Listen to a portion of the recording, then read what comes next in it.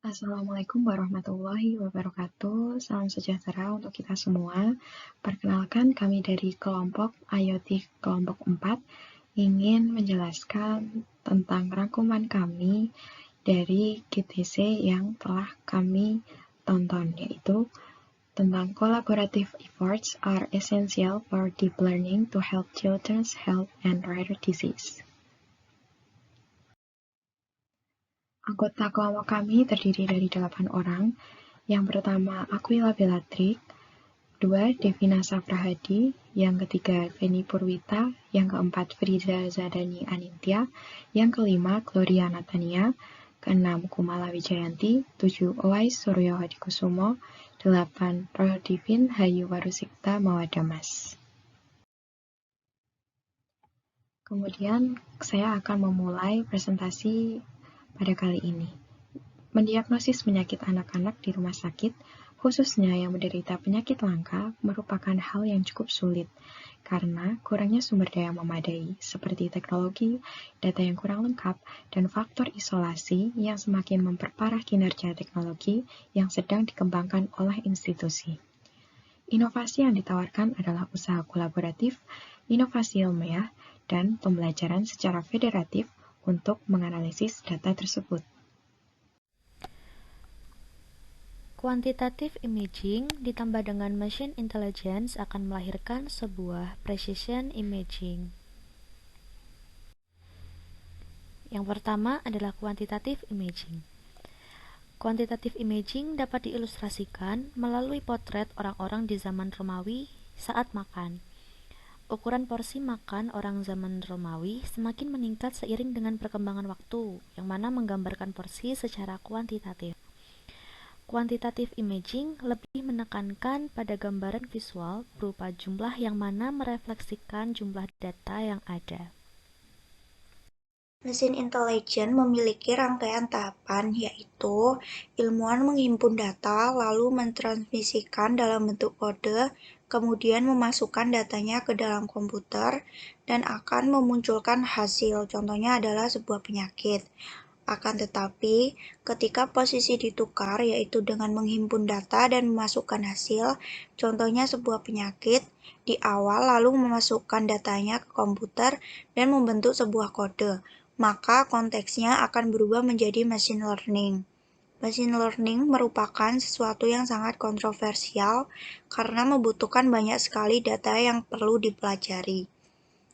Hal lain yang merupakan suatu permasalahan juga pada penyedia layanan kesehatan adalah adanya sebuah black box, di mana sebuah permasalahan tersebut karena adanya perbedaan pemikiran antara seorang tenaga kesehatan dalam menanggapi data penyakit yang ada dan mesin tersebut yang bekerja, sehingga tenaga kesehatan akan cenderung tidak mempercayai mesin tersebut meskipun hasilnya bagus.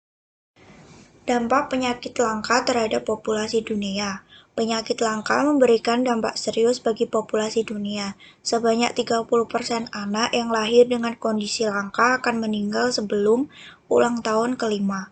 Sebanyak 80% penyakit ini secara tidak langsung terkontribusi dari genetik yang dibawa.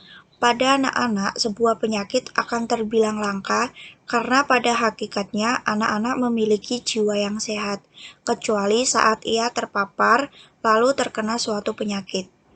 Faktor-faktor yang menilai kesehatan anak. Faktor-faktor yang perlu diperhatikan pada saat menilai kesehatan anak. Pertama, faktor pertumbuhan. Pertumbuhan anak dapat dinilai melalui pengukuran badan, berat badan, dan lingkar kepala. Normal tidaknya pengukuran atau laju pertumbuhan dapat diketahui melalui standar pengukuran yang tersedia. Kedua, tes darah. Tes darah dilakukan untuk mendapatkan biomarker sehingga data yang didapat lebih lengkap untuk menilai kesehatan anak. Ketiga, terapi obat pada gejala yang muncul. Lalu keempat, rekam medis. Rekam medis merupakan catatan dan dokumen yang berisi tentang identitas dan riwayat tindakan medis yang pernah dialami oleh anak tersebut. Apabila membicarakan tentang penyakit, kita harus melihat dari sisi perbedaannya, seperti perbedaan genetik, perbedaan suku dan ras, lalu latar belakang yang berbeda. Yang dimaksud perbedaan genetik yaitu karena kemungkinan beberapa anak memiliki perbedaan genetik seperti kelainan hormon, kelainan fisiologis, atau bahkan mutasi sel. Kedua, perbedaan suku dan ras. Beberapa suku dan ras yang memiliki budaya berbeda atau bahkan budaya yang eksentrik dapat meresikokan anak untuk mendapatkan penyakit tertentu. Lalu ketiga, latar belakang yang berbeda. Yang dimaksud adalah perbedaan lingkungan, perbedaan ekonomi, dan perbedaan sosial budaya. Terapi yang dilakukan juga berbeda karena pada dasarnya treatment atau pengobatan dari sebuah penyakit bersifat personal. Yang selanjutnya adalah pendekatan deep learning atau pembelajaran dalam, di mana pendekatan deep learning ini untuk menganalisis pediatric tumor otak dari beberapa protokol MRI atau magnetic resonance imaging. Protokol penggambaran ini memiliki dua masalah, yaitu inter dan intravariabel yang mempengaruhi efek analisis pediatric tumor otak secara negatif. Maka dari itu, perlu dibuat network untuk menghomogenisasi protokol ini dan mengukur akurat pediatric tumor dan penyakit langka lainnya. Berikutnya adalah tantangan dari beberapa situs data. Terdapat beberapa tantangan dari bekerja menggunakan beberapa situs data, yaitu dari mesin yang digunakan, ukuran gambar, dan resolusi gambar. Misalnya, pada beberapa rumah sakit yang berbeda, akan digunakan alat yang berbeda juga untuk mendapatkan gambar, sehingga hasil gambarnya akan sangat berbeda. Untuk mengatasi masalah perbedaan hasil gambar karena adanya perbedaan mesin, dapat dilakukan beberapa hal. Yang pertama yaitu dilakukan pengumpulan data yang nantinya akan dikumpulkan di shared latent space atau ruang berbagi tersembunyi, yang mana proses ini disebut dengan harmonisasi data. Yang kedua, dari ruang berbagi tersebut, data gambar dapat ditransformasikan menjadi gambar dari protokol yang berasal dari situs yang berbeda. Dan selanjutnya yaitu dapat dilakukan segmentasi atau pembagian menjadi ruas-ruas data gambar yang jelas. Contohnya pada kasus tumor yang ketika dilakukan sistem ini, pada akhirnya yang penting bukan hanya bagaimana penampakan gambarnya, tetapi volume daripada gambar tumor tersebut.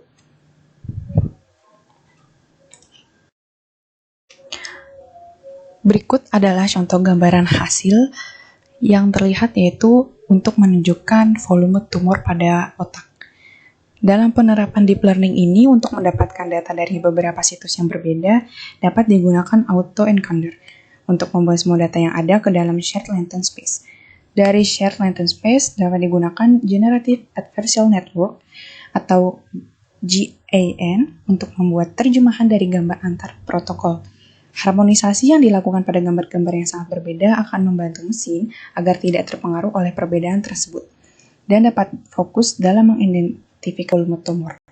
Jadi di sini mesin dapat mengidentifikasi awalnya tumor yang tidak terlihat dalam otak akan semakin terlihat volumenya, seperti hasil yang ada di layar ini. Selanjutnya ada tantangan pediatrik pada masa COVID-19. Tantangan dalam mendapatkan data pediatrik pada masa COVID-19 ini adalah keterbatasan data dan pengetahuan yang ada. Dari ribuan studi literatur yang ada, kurang dari 2% yang membahas tentang topik pediatrik, sedangkan lebih dari 13% dari semua infeksi adalah pediatrik. Maka dari sini dapat dilihat bahwa ada perbedaan besar mengenai pengetahuan yang ada dibandingkan dengan dampak dari penyakit. Kemudian pada masa COVID-19 ini, sebagai contoh, ada dimanifestasi pada anak-anak MIS-C atau Multisystem Inflammatory Syndrome in Children yang berbeda dengan kondisi pada orang dewasa dan menjadi sebuah masalah kesehatan pediatrik yang sangat penting. Tetapi, seperti yang tadi sudah dibilang bahwa ada keterbatasan pada data dan pengetahuan. Sebagai solusinya, Profesor Marius George Lingguraru bekerja sama dengan NVIDIA, Rumah Sakit Massachusetts, dan Rumah Sakit Wanita Brigham untuk membuat model pembelajaran dalam atau deep learning yang dapat memprediksi kebutuhan oksigen pada pasien SARS-CoV-2 setelah 24 jam dan 72 jam setelah pasien terinfeksi. Pada pembelajaran dalam atau deep learning ini, analisis data digunakan gambar X-ray dan parametri klinik. Setelah dilakukan analisis dengan gambar X-ray dan parametri klinik, kemudian dilakukan triase pasien dengan pembelajaran federasi atau federated learning, yaitu dengan membuat model global yang merupakan konsolidasi dari gabungan model-model yang diperbaharui dengan data lokal. Sehingga dengan sistem ini dapat menghindari transfer data, dapat menjaga privasi para pasien, dan mempercepat pengetahuan karena proses dari sistem ini terlaksana dengan lebih cepat. Model pembelajaran federasi memberikan peningkatan performa sebanyak 16% untuk semua ilmu dibandingkan dengan model global. Model pembelajaran federasi juga memberikan peningkatan generalisasi sebanyak 38%. Maka dari itu, upaya kolaboratif memang sangat penting, tidak hanya untuk masalah penyakit langka, tetapi juga untuk memecahkan masalah kesehatan umum. Terdapat dua solusi untuk menanggulangi masalah data beragam, yaitu harmonisasi data dan pembelajaran federasi. Pembelajaran yang dalam membutuhkan banyak data, dan keragaman adalah kunci karena setiap manusia itu unik dan berbeda. Baik, sekian dari kelompok kami, kurang lebihnya mohon maaf. Wassalamualaikum warahmatullahi wabarakatuh.